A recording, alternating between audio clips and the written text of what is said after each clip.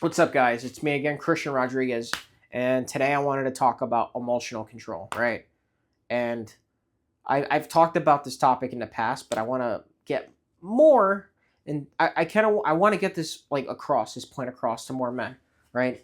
Because it's something that it's not something that just naturally goes away as you get older, right?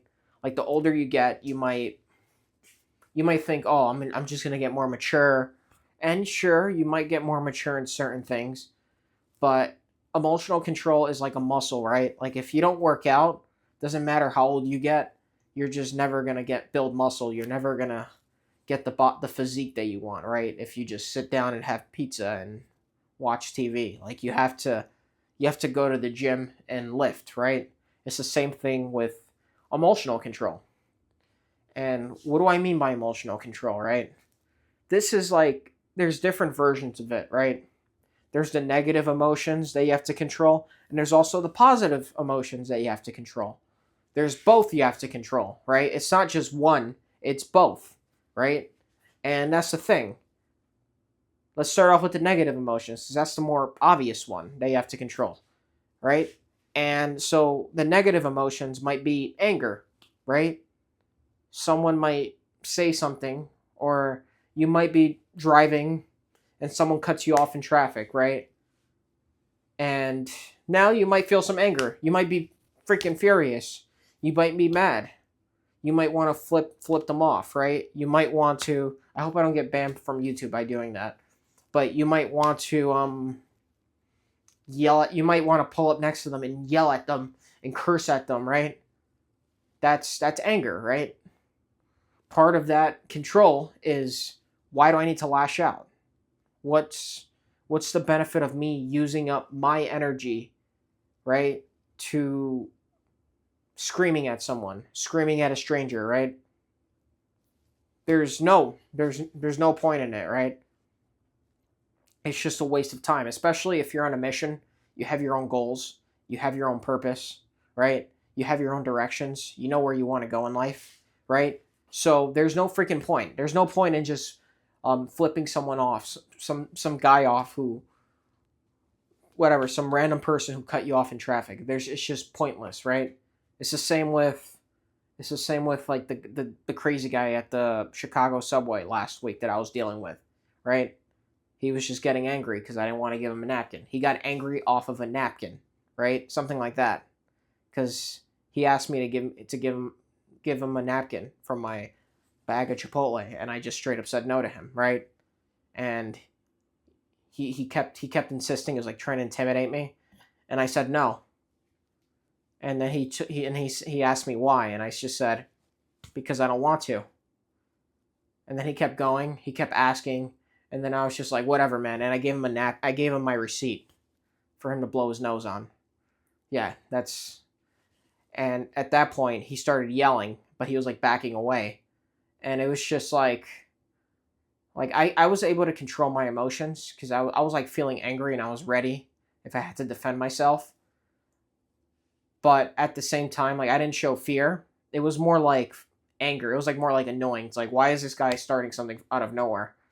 But there was like a contrast effect. This guy was getting angry. I was angry too, but I wasn't arguing with him. I wasn't lashing out at him. I was just like, I don't need to go to jail right now. I don't need to deal with the cops. I don't need to deal with getting a lawyer and potentially facing a lawsuit, right? So I walked away, right? I ended up walking to the other side of the platform and got into a different cart of the train so I didn't have to deal with it, right? And that's a way of controlling my emotions. And that's the thing. Anger is very hard emotion to control because you impulsively just want to like just act out, scream, yell, intimidate, right? It doesn't work. It doesn't work. And if it does work, it's very temporary. It's not something it's not sustainable, right? If you have to see that person again, right? What's going to happen is that person's probably going to avoid that person's probably going to have some sort of resentment toward you. So it's not something that you should be doing. So that's the first emotion, right? The second emotion is sadness, right? And yes, I get it. We all feel sadness. We might feel depressed from time to time, right? We all might need to. I'm going to be very careful with this one because I don't want people to feel like that they shouldn't ask for help, because you should. If you really do need help, you should ask for help. But also, I don't think you should be that person who reaches out to a stranger, right? Or who goes up to like a who goes up to someone and they're like, "Oh, like, hey, how's it going? How's your day going?" And you're like, "Oh, it's actually not too great because, like, uh, my dog pissed on my dog pissed on my computer and I couldn't get work done." Like stuff like that. Like no one wants to deal with that person. I hate that person. I've dealt with people like that. I hate that person.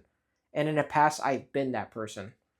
So don't ever be that person, because especially if you're a guy, women get leeway off of this. I'm being honest. Women do get leeway with this. Men don't, because women are expected to be emotional. We're not. But with this being sad, people are going to say this guy's incompetent. I can't trust this guy. This guy, I have to manage this guy. This guy's a liability. I have to.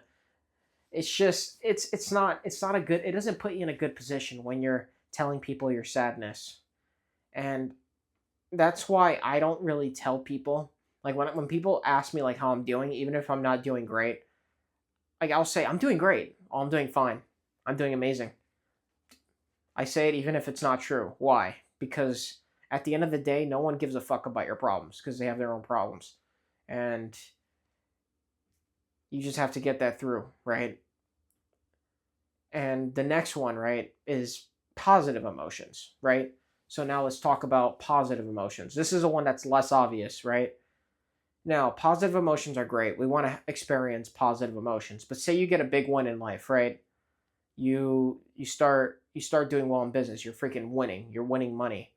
Or you got a sales job and you're freaking the top sales rep in the company, right? Or you're in a 9 to 5 job and you just got promoted to big dog, right? You got promoted to a high position and you're getting paid a lot more money than you were before, right? And it's opening doors for you. Now, there's a danger, right, when it comes to controlling your emotions. And that's that it could destroy you. Like you could end up starting making risks. I'll give you an example of it. Imagine you're the top sales rep in the company, right? I've mentioned this before, but imagine you're the top sales rep in the company, right? And now that you're the top sales rep in the company, people are asking you for guidance, advice, right? You look like the top dog because you're very good at sales, right? And people are asking for your advice. And everyone's hyping you up because you're amazing at sales, right? And then suddenly, maybe you have someone, a subordinate, maybe you have someone in the company who's newer, who's not as good at sales. Like one, maybe you get a hot female coworker, right? Or like a cute girl in the office who comes to you and she's like, "Oh, like, can you tell me more about sales?" And you're like, "Yeah, of course." And you're helping her, you're mentoring her, you're guiding her. You guys laugh, right? You guys talk, whatever it is, right? And maybe one day there's an office party, right? Or maybe there's an extracurricular work event and you guys are having like a fun night, right? The office. And maybe you and her end up like alone somewhere, right? Or maybe you guys are kind of like joking around, like being friends, and you guys are in a situation, and the guy in the office ends up making a move on her, right? And she doesn't like it. She's creeped out by it, and she ends up reporting him to HR, and he gets fired. That's an example of it, right? He could have controlled his emotions. He probably thought everything went right for him, so that wouldn't go wrong for him, and it ended up going wrong for him. There's many different versions of it, right? There's many different ways of it happening in business. And that's the thing. Winning is great, but winning can also be dangerous. It can be, if you look at Kanye West, right? When he made the anti Semitic comment, right? I remember he had just become a billionaire too, right? He was a very successful, he still is successful, but at the time, he was like a billionaire. He had the Yeezys, everything was going well. And he was at a podcast and he said, "It doesn't matter what I say, they won't let me go." And he says something very anti-Semitic, and he got released from Adidas, and he ended up losing some other deals, and he started getting public scrutiny from it. Why? Because He couldn't control his emotions. He thought he was greater than life. He thought nothing was going to stop him. And I would almost argue that's just as dangerous as being that might be even more dangerous than the negative emotion than the negative emotions in some ways, because when you're this guy, you have a lot to lose, right? And when you have a lot to lose, you fall like a boulder if you're not careful, right? You fall off of a cliff instead of falling off of a hill or something, right? And it's worse. And that's an example. Those are examples of emotions, right? Of controlling your emotions. And it's something that a lot of guys don't do, right? A lot of guys don't learn it, right? And I don't think it goes away with age. It's not something that goes away with age automatically. It goes away with practicing it, right? And the ways I practice it, at least the ways I dealt with it, is first of all, sales, right? Working a sales job is super effective in teaching you how to control your emotions, because you're dealing with clients, you're dealing with objections, you're dealing with people lashing out, but you have to remain professional and composed. And that also just goes into other aspects of life. It's going to go into your personal life, when you're dealing with people, because you're going to get used to dealing with emotional people in sales, and you're just going to be like, this is ridiculous. Why are you getting mad? And then people are going to realize, oh, yeah, you're right. That's one example. That's one is sales is super effective for it, right? And then I would say the second one would be, um, I would say the second one would be getting is meditating, right? Meditating is good. Now, most people, meditating takes discipline to do. Like for a while, I didn't want to do it, and then I started doing it. It's something that it really helps. I remember I read the book "Stress Less and Accomplish More" by Emily Fletcher, and she talks about the effects of meditating. She talks about how the logical part of the brain, is it neocortex? The neocortex, the small it expands, right? The logical part of the brain, and also the amygdala, which is the part of the brain that makes you an emotional wreck. You know, like when you get angry or you get sad or you get very emotional, that part of the brain shrinks, right? So you're able to control your emotions instead of getting to a fight and flight mode, you get into stay and play mode, right? And when you're in stay and play mode, you can use your logical part of the brain to solve problems easier, right? Or to stay calm when other people are freaking out, right? Stuff like that. And when you stay calm, people trust you. That's the best part about it. People see you as the leader, as the captain.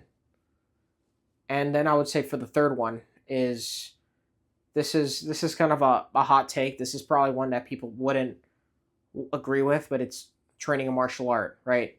And I mean like a martial art that has like some sort of sparring in it, right? So maybe jujitsu, Muay Thai, boxing, kickboxing, MMA, some sort of combat sport that gets you just competing with another man, right? It could be it could be sparring. It doesn't have to be fighting. It could be just sparring, but it has to be some form of sparring, because when you're sparring, you're so focused on you have to be present. You can't be in your mind. You have to be facing the person in front of you because they're punching you in the face or they're trying to choke you.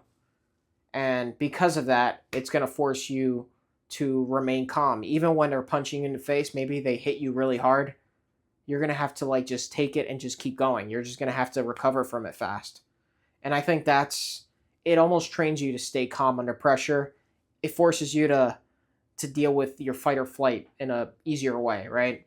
And I think that's really the stem of it, is the fight or flight situation, because that's how people end up losing their emotions. But when you control that fight or flight situation, which is fighting is fantastic at doing, it just makes you better at it. It just makes you better at controlling your emotions outside of the fighting gym. So when like the crazy guy at the Chicago subway was flipping out, screaming, I was annoyed, but I also didn't really feel like arguing with him. Like I just saw this guy as kind of ridiculous that he was yelling, right?